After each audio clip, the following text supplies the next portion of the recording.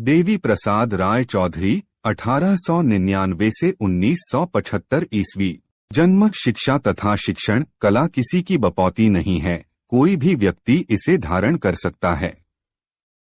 ये शब्द थे प्रसिद्ध कला शिल्पी श्री देवी प्रसाद राय चौधरी के। श्री राय चौधरी का जन्म रंगपुर जिले के ताजहाट, जो वर्तमान में बांग्लादेश में है, में सन 1899 ईस्वी में हुआ था। देवी प्रसाद के परिवार का जीवनक्रम ठेठ जमींदाराना था, किंतु इसके बावजूद उनका कला के प्रति रुझान था। चित्रकला एवं मूर्तिकला में उनकी रुचि बाल्यकाल से ही पनपने लगी थी। उनके पिता उन्हें प्रख्यात कलाशास्त्री श्री अवनींद्रनाथ ठाकुर के पास ले गए।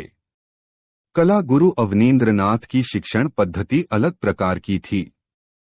वे अपने शिष्यों को चित्रण करने की पूर्ण स्वतंत्रता देते थे कि वे किसी भी प्रकार का और किसी भी विषय का चित्र बनाएं। सच्ची लगन से चित्रकारी करने पर देवी प्रसाद ने अपने कला गुरु के मन में शीघ्र ही स्थान बना लिया और वे उनके प्रतिभाशाली शिष्यों में गिने जाने लगे। समुचित कला शिक्षा ग्रहण करने के बाद देवी प्रसाद राय चौधरी को अवनींद्रनाथ की सहमति से Indian society of oriental art में शिक्षक के रूप में रख लिया गया। यहाँ उनका संपर्क इतालवी शिल्पी बायस से हुआ। वे चित्रकार भी बायस थे। आपने बायस की पाश्चात्य पद्धति में तैल रंगों से चित्र बनाना सीखा और कुछ ही दिनों में तैल चित्रण में सिद्धहस्त हो गए। दुर्गा पूजा यात्रा तैल रंग का उत्कृष्ट चित्र है।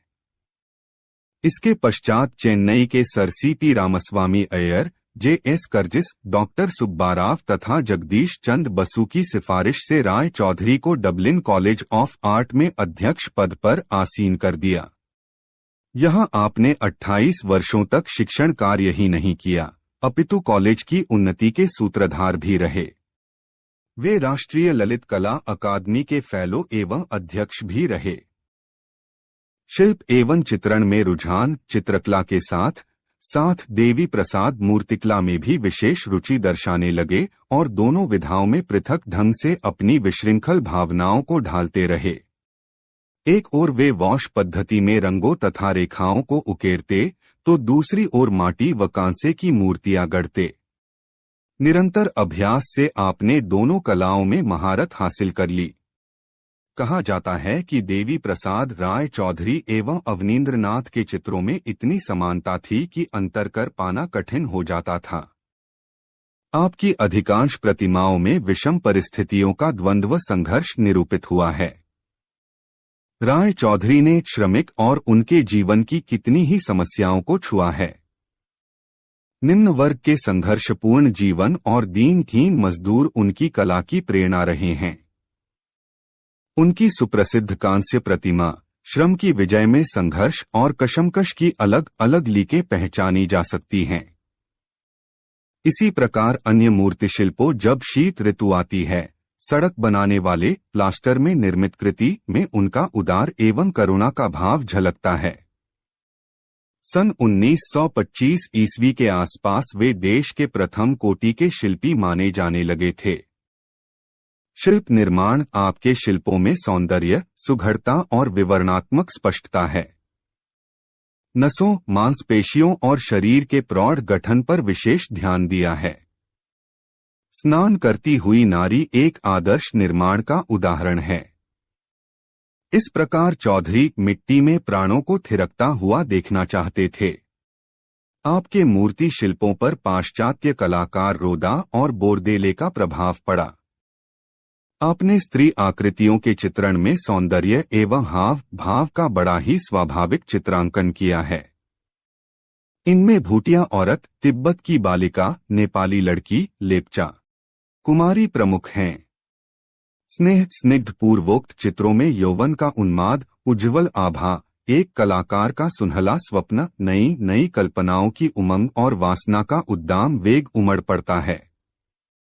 प्रेम पीड़ित नारी की मनोव्यथा कमल उगे हुए पोखरों में उसके मुरझाए मन और ढले यौवन का प्रतीक बनकर प्रकट हुई है, और कौतूहल नामक चित्र में चंचल सुंदर नारी का सामाजिक मर्यादाओं के उल्लंघन का दुस्साहस दर्शाया गया है। आपके द्वारा बनाए व्यक्तिचित्रों में Rabindranath Thakur, OC Ganguly, Percy Brown, Mrs Blakewell आदि हैं। मुसाफिर, खतरनाक रास्तों नामक चित्रों में आपने एक राहगीर जिसकी दाढ़ी है व दूसरे चित्र में मानव का संघर्ष व घोर श्रम को प्रदर्शित किया है। तूफान के बाद आरती, स्नान का घाट आदि चित्र भी आपकी विभिन्न रुचियों के द्योतक हैं।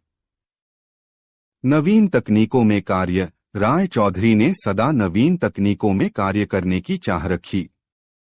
वे कभी कभी बनाए चित्र या प्रतिमाओं जो पूर्ण होने को होती थी, उन्हें संदेहवश कि कहीं ये दूसरे कलाकारों की जैसी या उनकी अनुकृति न हो, निर्दयतापूर्वक नष्ट कर देते थे या चित्रण मिटा डालते थे।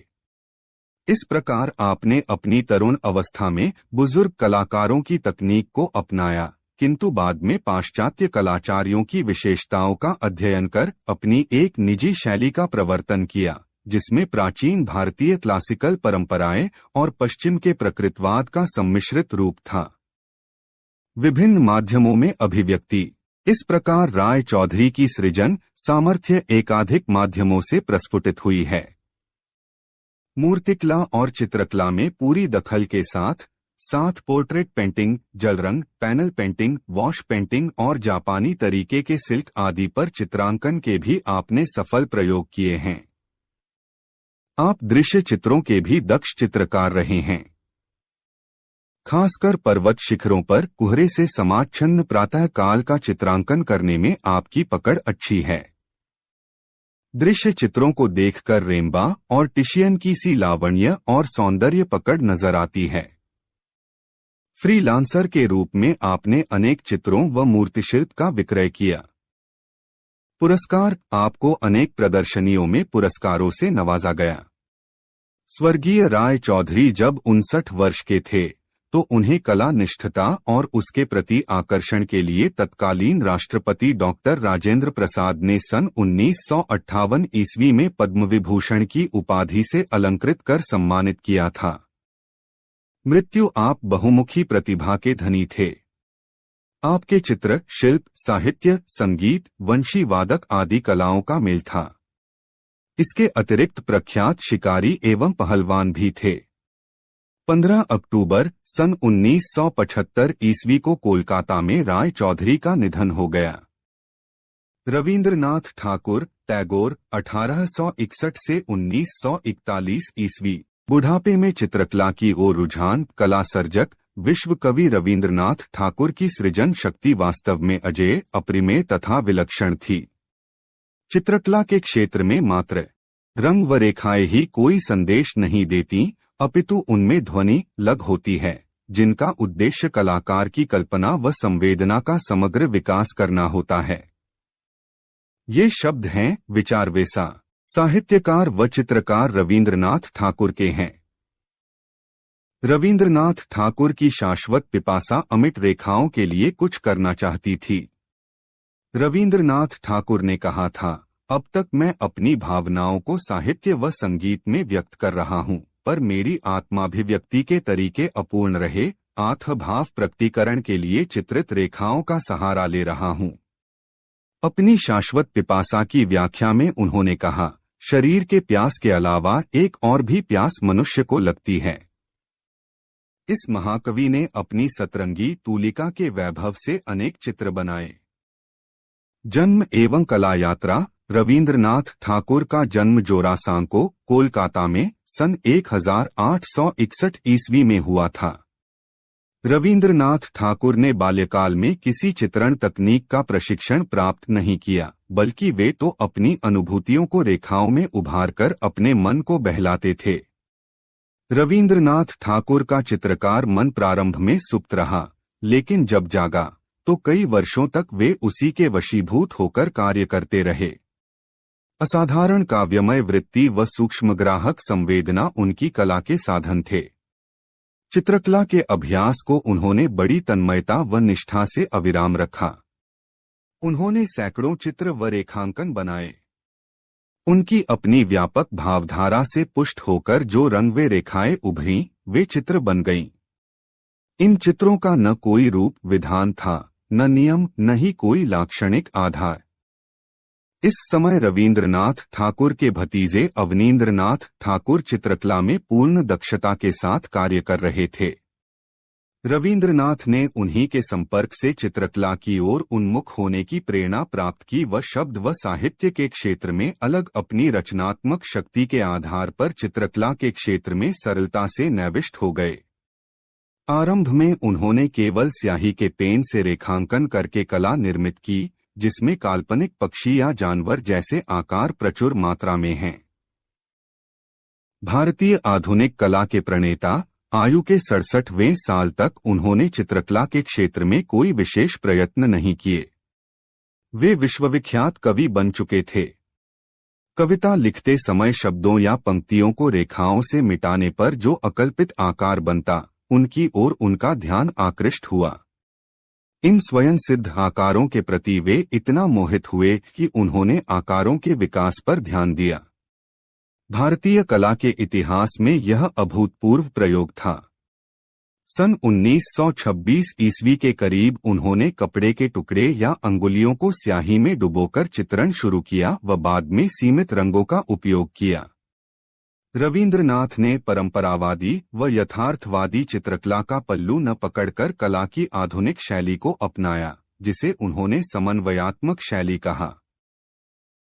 आरंभ में रवींद्रनाथ ने अपने चित्रण को खेल क्रीड़ा पात्र समझा, किंतु शीघ्र ही उन्हें अनुभव हुआ कि पांडुलिपि में किए गए रेखांकन से निर्मित आकारों में गुरु आत्याति निवास करती हैं, जो पापी लोगों के समान मुक्ति पाने के लिए आक्रोश कर रही हैं। इस प्रकार उन्होंने आंतरिक जीवन की प्रेरणा से कला निर्मित की। स्वयं रवींद्रनाथ ठाकुर ने पांडुलिपियों में गलतियों को अपने लिए प्रेरणा माना है व लिखा है कि कुछ रेखाओं से शांत करुणा की अभिव्यक्ति होती थी तो कुछ से रोष। मैं तब ये नहीं जानता था कि वे आकृतियां मेरी सौम्य कलात्मक अभिव्यक्ति के रूप में परिणत हो जाएंगी। एक ओर जहां उनकी चित्रकला को हम पाश्चात्य भारतीय आधुनिक कला के निकट पाते हैं, वहीं दूसरी ओर चाइल्ड आर्ट के करीब भी पाते हैं। विद्वान कला समीक्षक डॉक्टर आनंद कुमारस्वामी ने रवींद्रनाथ ठाकुर के चित्रों को not childish but child like, not childish but child like बताते हुए लिखा है कि शिशु के द्वारा निर्मित चित्रों में मन की कल्पना का जो अपर्याप्त प्राचुर्य और जो मन में आया उसे चित्रण करने की सहज प्रवृत्ति मिलती है, उसे रवींद्रनाथ ठाकुर के चित्रों में खोज पाना कठिन है। उनकी कला किसी पूर्वाग्रह से बंधी हुई नहीं थी, बल्कि उनके चित्र किसी भी आग्रह से मुक्ति का प्रयास थे। टैगोर की कला रेखाओं और लयात्मक माधुर्य की परंपरा से संबद्ध रही है, जो भाव प्रवण एवं अभिव्यंजना कौशल से परिपूर्ण हैं। रवींद्र निर्बंध व स्वतंत्र चित्रकार थे। उनके चित्र नाटकीयता व आकस्मिकता से पूर्ण हैं। उनके चित्रों में मनुष्य व प्रकृति का घनिष्ठ संबंध परिलक्षित होता है। उनके व्यंजना प्रधान चित्रों का अपना वैशिष्ट्य है। उनकी आकृति भंगिमा, रूप व रेखा निराली है। उनकी सौंदर्य चेतना के पैमाने पृथक हैं। उनमें यह शिल्प दृष्टि साहित्य दृष्टि से उत्पन्न हुई थी। भारतीय लघु चित्रों व अजंता के भित्ति चित्रों में जो लय है, वही टैगोर के चित्रों में है। रवींद्रनाथ के चित्र परंपरावादी भारतीय, यूरोपीय रूप विधान व प्रमुख कला की सामान्य अभिव्यक्ति का सम्मिश्रण हैं। प्रमुख प्रदर्शनियां सन 1930 ईस्वी में रवींद्रनाथ के चित्रों की प्रदर्शनी पेरिस की गैलरी पिगाल में हुई, जिसकी यूरोपीय प्रशंसकों व कला समीक्षकों ने प्रशंसा की। साथ ही यूरोप व अमेरिका की कला दीर्घाओं ने उन्हें खरीदा तो सभी आश्चर्याभिभूत हो गए। बाद लंदन, बर्लिन, न्यूयॉर्क व मॉस्को में भी उनके चित्रों की प्रदर्शनी लगी। सन 1932 ईस्वी में उनके चित्रों की प्रदर्शनी कोलकाता में हुई। सन 1946 ईस्वी में यूनेस्को द्वारा आयोजित अंतर्राष्ट्रीय आधुनिक कला प्रदर्शनी में उनके 4 चित्र सम्मिलित किए गए। सन 1933 ईस्वी में रवींद्र बाबू के चित्रों की प्रदर्शनी मुंबई में लगाई गई तो भारतीय जनता दंग रह गई। इन चित्राकृतियों से वे चिढ़ जाते, ये हमारी समझ से परे हैं। इस प्रकार के उद्गार व्यक्त करते हुए व्यंग्य कसते, पर उस प्रकार की आलोचनाओं की रवींद्र को कोई चिंता न थी। वे इन सबसे ऊपर थे।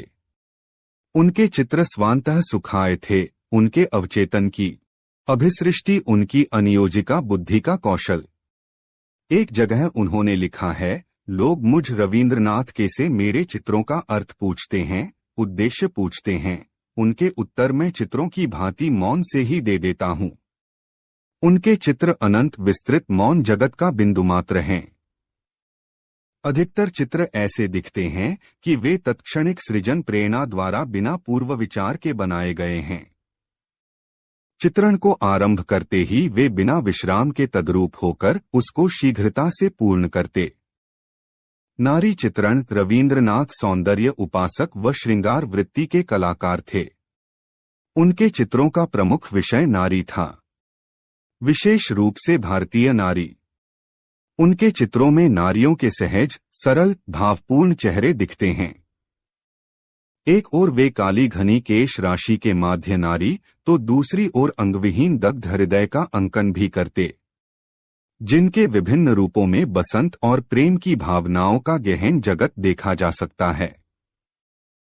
रंग रवींद्र बाबू ने सभी प्रकार के रंगों का प्रयोग किया, किंतु वे द्रव्य मिश्रित रंगों को पसंद करते और स्याही का भी प्रचुर मात्रा में प्रयोग करते।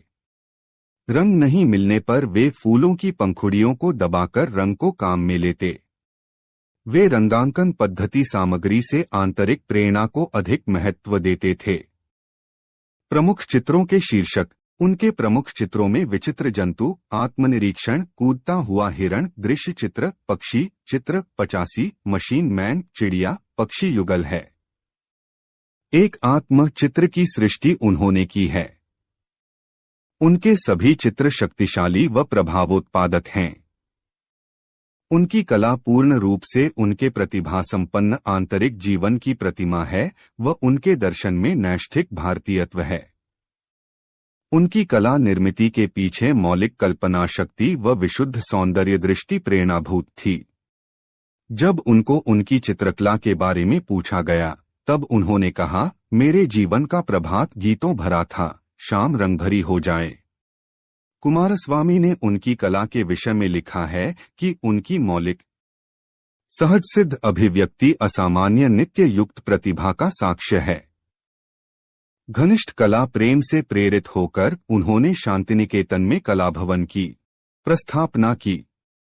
उनके कला संबंधी विचार क्ली के विचारों से मिलते हैं। रवींद्रनाथ की कला ने भिन्न प्रकार की अनुभूतियों को साकार किया है। थके हुए यात्री, माँ व बच्चा, सफेद धागे जैसे चित्रों में मानव जीवन का व्यापक दार्शनिक विचार है, तो अंडाकृति मानव शीप में जीवन की गहरी अनुभूतियां हैं। प्राचीन कानाफूसी जैसे चित्र स्मृति व्याकुल हैं, तो कई प्रकृति से घनिष्ठ संबंध की जीवंत झांकी प्रस्तुत करते हैं। देश विदेश में कला यात्रा। रवींद्रनाथ को विश्व के अनेक आधुनिक शैलियों में कार्य करने वाले चित्रकारों से मिलने का सुअवसर प्राप्त हुआ। उन्होंने यूरोप की यात्रा की। तब फ्रांस के कलाकारों व समीक्षकों ने उनके चित्र देखे तो पेरिस में प्रदर्शनी का सुझाव दिया। यह प्रदर्शनी बहुत सफल रही। रवींद्रनाथ जापानी व चीनी चित्रण पद्धतियों के अध्ययन के लिए जापान में 3 महीनों तक रहे। रवींद्रनाथ ठाकुर को आधुनिक भारत का प्रथम रचनात्मक चित्रकार माना गया है। रवींद्रनाथ एक समर्थ साहित्यकार, संगीतकार व कुशल चित्रकार भी थे। रवींद्र ने भारत में चित्रकला के क्षेत्र में क्रांति का सूत्रपात किया। केवल भारत में ही नहीं, अपितु संपूर्ण विश्व में उनकी नोबेल पुरस्कार प्राप्त साहित्यिक कृति गीतांजलि की अनुगूंज आज भी सुनाई दे रही है।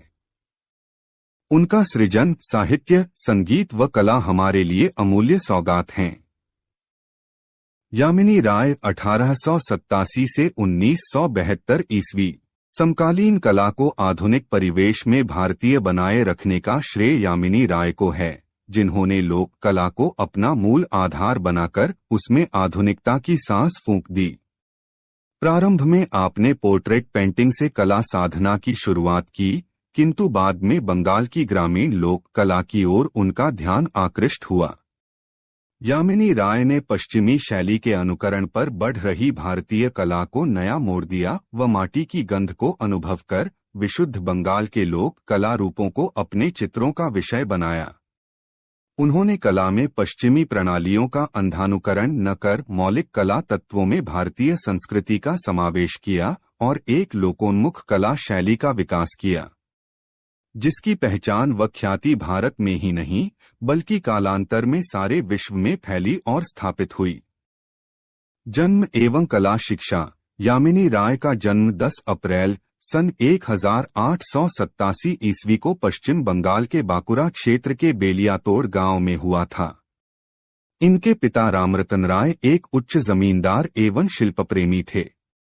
पिता से दाय में मिले शिल्प प्रेम ने यामिनी को बचपन में ही आकृष्ट किया और इनका रुझान भी कला के प्रति दिन पर दिन बढ़ने लगा। कला के प्रति रुझान को देखकर इनके पिता ने इन्हें स्कूल ऑफ आर्ट्स में प्रवेश दिलवाया, जहां इस तरुण कलाकार ने कोलकाता के अंग्रेजी शिक्षा पद्धति से कला शिक्षा ग्रहण करनी प्रारंभ की, लेकिन इनके हृदय पटल पर ग्रामीण परिवेश व रंगों की छाप होने के कारण इनका मन पश्चिमी कला पद्धति में नहीं रम पाया और डिप्लोमा प्राप्त किए बिना ये विद्यालय को छोड़ आए। स्वतंत्र लोक चित्रण के प्रति लगाव। यामिनी बाबू कला के क्षेत्र में यही काम करना चाहते थे जिसमें सृजनात्मक सुख की प्राप्ति हो व माध्यम की स्वतंत्रता मिले। प्रारंभ में आपने पोर्ट्रेट पेंटिंग की दुकान खोल ली, लेकिन नकल उतारने की प्रवृत्ति से उन्हें लगाव नहीं था, इसीलिए इन्होंने परंपरावादी कला को सीखा तथा इसे ही अपनी आजीविका का सहारा बनाया। दृश्य चित्रण में भी इनकी रुचि रही और ये पश्चिमी कलाकार वान गो व माने से प्रभावित रहे। इन्होंने कला में अनेक प्रयोग किए। भगवान बुद्ध को चीनियों के ढंग से बनाया, कहीं सरसराती हुई सादी रेखाएं, अतिशय प्रभावपूर्ण रेखाएं, चमचमाते रंग उनकी शैली की विशेषताएं हैं। वे मानवता की सिहरन, स्पंदन व कंपन आविर्भूत हुई सी ज्ञात होती हैं।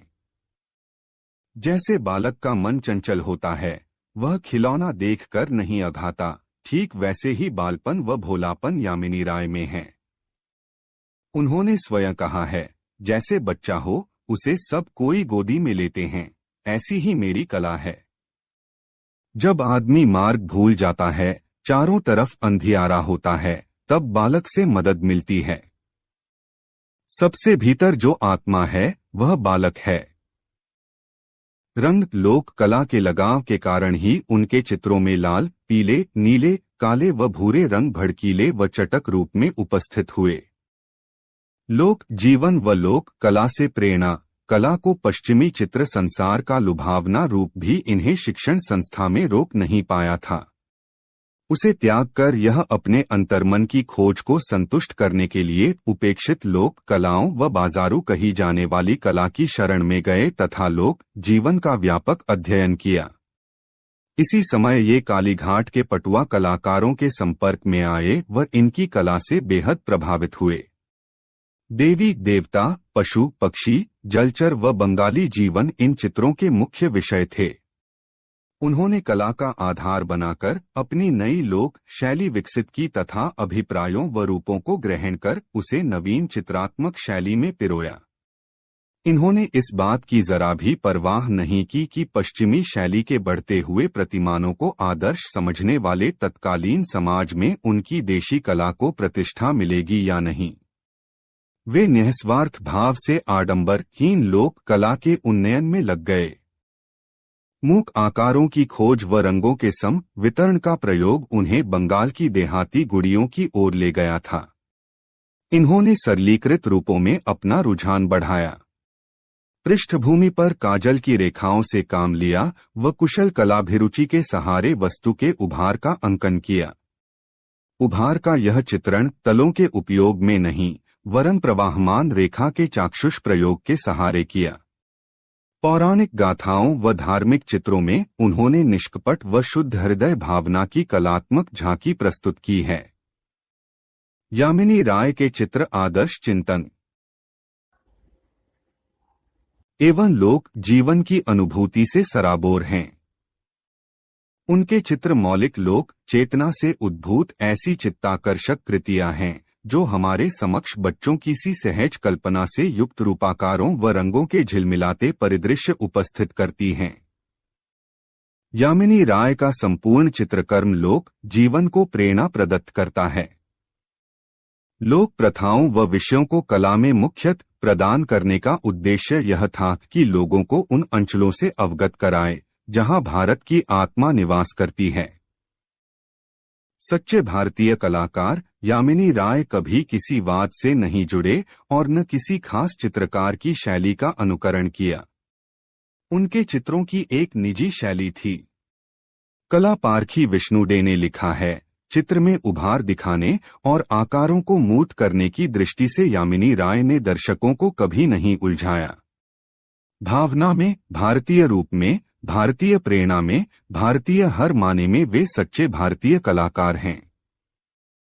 भारत की निजी कला को आधुनिकता के परिवेश में प्रस्तुत कर उन्होंने अपनी मौलिक प्रतिभा का अभूतपूर्व परिचय दिया। यामिनी राय के चित्रों में एक प्रकार की अनौपचारिकता है जो कला की लीक से हटकर नई दिशा की ओर उत्प्रेरित करती है व इन्हें आधुनिक भारतीय कलाकार के रूप में प्रतिष्ठित करती है। फ्रांसीसी कला समीक्षक ए हर्वो मेसिया ने उन्हें महान समकालीन चित्रकारों की श्रेणी में रखा तथा महान चित्रकार हेनरी मातिस से इनकी तुलना की। महात्मा गांधी जी ने इन्हें राष्ट्रवादी कलाकार की संज्ञा दी। प्रदर्शनी एवं सम्मान राय के चित्रों की एकल प्रदर्शनी सन 1950 ईस्वी में एसीए गैलरी, न्यूयॉर्क में लगी, जिसे अत्यधिक सफलता मिली। सन 1955 ईस्वी में इन्हें पद्म भूषण की उपाधि से सम्मानित किया गया। अपनी कला के माध्यम से राय ने सहज भारतीय कला रूपों को संस्कार दिया। उनकी कला भारतीयता से बढ़कर विश्वजनीन हो गई। चित्रण यात्रा व प्रसिद्ध चित्रित विषय कला के माध्यम से जन साधारण से जुड़ने की आकांक्षा रखते हुए इसी दिशा में लगातार सक्रिय रहते हुए राय ने काम किया। इनके चित्रों के विषय भी ऐसे ही रहे जिनसे पटुआ लोक परंपरा को नव जीवन मिला। मदर एंड चाइल्ड चित्र में सादगीकरण भावना का अद्भुत प्रस्तुतिकरण है। उनके चित्र प्रभाव की दृष्टि से असाधारण हैं। ढोलकवादक, संथाल स्त्रियां, भेंट, सीता की अग्नि परीक्षा, टैगोर और बापू पुजारी ने रथयात्रा, घोड़ा गाड़ी, माँ और शिशु चित्र 86 उनके प्रमुख चित्र हैं। सन 1941 ईस्वी में उनके चित्रों में पशु चित्रों का नया दौर आया। एक ओर मछली दबाए बिल्ली, एक मछली, केकड़ा, एक लोमड़ी, तो दूसरी ओर हाथी जैसे विशालकाय पशु उनके चित्रों के विषय रहे थे, जिन्हें देश भर की पत्र पत्रिकाओं में यामिनी राय की कला का परिचय देते हुए प्रकाशित किया गया था। उनके ये चित्र चित्रकला के क्षेत्र में निरंतर चर्चा के विषय रहे। इनका मन जब कभी रंगों में नहीं रमता तो वे सफेद स्याह रेखांकन करते थे। रेखाचित्रों में 3 योद्धा, घोड़ा गाड़ी आदि सुप्रसिद्ध चित्र शीर्षक हैं। लोक जीवन के साथ साथ मिट्टी के बर्तन, काष्ठशिल्पों व खिलौनों के आकार भी उनके चित्रों में उभरे। इनके चित्रों में रंगों व रेखाओं की एक विशिष्ट धुन व यथार्थ जीवन की संगीतमय झंकार ध्वनित होती है। राय के चित्र मॉडर्न प्रभाव से भी अछूते न रहे, लेकिन उन्होंने अत्यंत सुंदरता से उन तत्वों को समाविष्ट किया। भारतीय प्राचीन व आधुनिक मॉडर्न दोनों परंपराओं के अनुकूल किंग एवं क्वीन, घोड़ा, गाय और दी वैष्णव, मैं भोला भाला लोक कला वाला भाव प्रभावशाली ढंग से प्रस्तुत किया है, लेकिन हेड ऑफ ए संथाल में लंबी मोटी गर्दन विकृताकरण का आंशिक आधुनिक प्रभाव इंगित करती है। राय जीवन पर्यंत एक आदर्शवादी चित्रकार रहे। भूख और गरीबी की मार से त्रस्त बंगाल के करुण दृश्यों, अनाथों, निराश्रितों और उपेक्षा का जीवन जी रहे स्त्री पुरुषों का चित्रण करके यामिनी राय को विशेष सुख प्राप्त होता था। शांत और अशांत दोनों मनःस्थितियों में वे चित्रों की रचना त्वरित गति से करते थे। धीरे धीरे इनके चित्रों की ख्याति इतनी बढ़ गई कि ये चाहते तो अपने चित्रों को उच्च मूल्यों में बेचकर अच्छी खासी रकम वसूल कर सकते थे, लेकिन निःस्वार्थ भावना से कला की साधना में रत इस महान कलाकार ने कभी भी व्यावसायिक उपयोग की बात नहीं सोची। कहते हैं, अपने जीवन काल में उन्होंने अपना कोई भी चित्र 350 रुपए से अधिक मूल्य में नहीं बेचा। वे उन्मुक्त होकर कला से जुड़े रहे तथा अनवरत साधना के साथ जीवन पक्ष पर अग्रसर होते रहे। कला शिक्षण सन 1929 ईस्वी से सन 1936 ईस्वी के मध्य में कला विद्यालय लाहौर में सहायक निदेशक पद पर कार्य किया। उसके पश्चात सन 1938 से 47 ईस्वी के मध्य उन्होंने लाहौर के city school of fine arts के निदेशक पद पर कार्य किया। दिल्ली में इन्होंने शिल्प चक्र की स्थापना की। मृत्यु 24 अप्रैल सन 1972 ईस्वी को कोलकाता में इनका निधन हो गया। ये आज हमारे मध्य नहीं हैं, किंतु उनकी कला भारतीय संस्कृति पर अपनी अमिट छाप छोड़ती है।